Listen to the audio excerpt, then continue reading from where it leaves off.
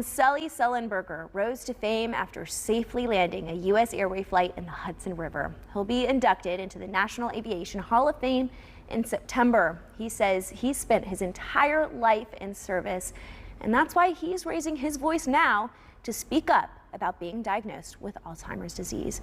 Dr. Stephen Meadows joins us this morning. He's a neurologist with Novant Health, Neurology and Sleep in Winston-Salem.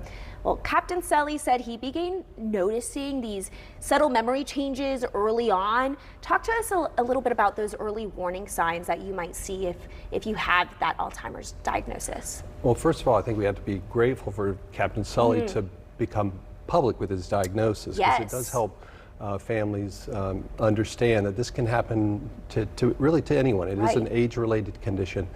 But so normal aging is fairly well known, and it's not to be confused with a memory disorder.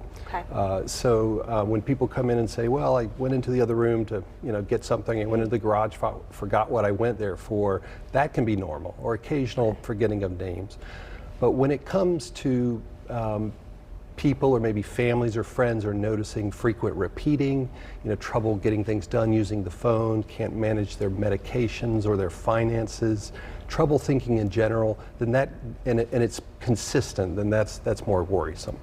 Maybe having those signs can be really scary for someone. Absolutely. Talk to me a little bit about why it maybe is so important to come in, maybe get diagnosed, get what can be done to help them. Absolutely, very important.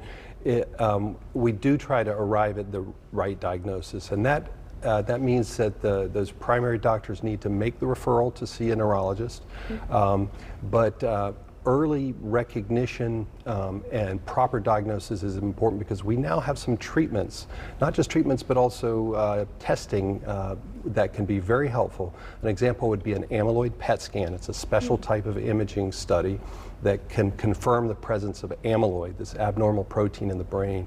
We now even have some blood tests. We call them serum biomarkers, where we can check levels of amyloid through a simple blood test. So that would help confirm the diagnosis of Alzheimer's disease if we were suspicious.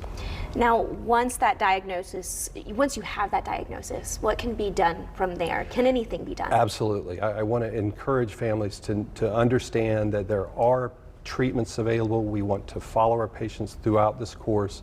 The legacy treatments have been around for 20 years or more. Those are the things that people have heard of, maybe Aricept or Namenda. Those are used primarily for symptom management. They don't really slow the progress of the disease, but they can really help. Behavioral interventions are also very important, making sure there's not medicines that are making things worse, for example, taking too much Benadryl, for example. Ensuring good sleep, that type of thing. But we now also have a couple of newer therapies that are given intravenously by vein that can slow the progression of the disease. So it's a very exciting time to be in the field of neurology, and we do have things that we can offer to the patients and their families.